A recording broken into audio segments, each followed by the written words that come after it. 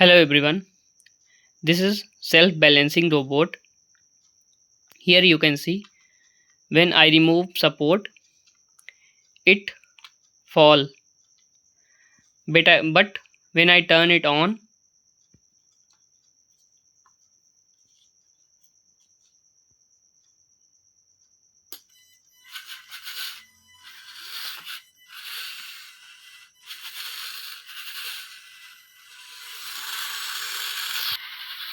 you can see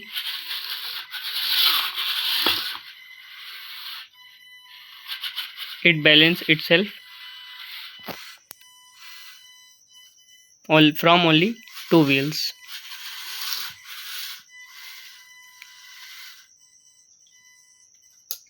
The main thing in this robot is this. This is MPU6050 gyroscope sensor which measure the tilt in angle, and this sensor give reading to ESP32. I use PID algorithm to control this.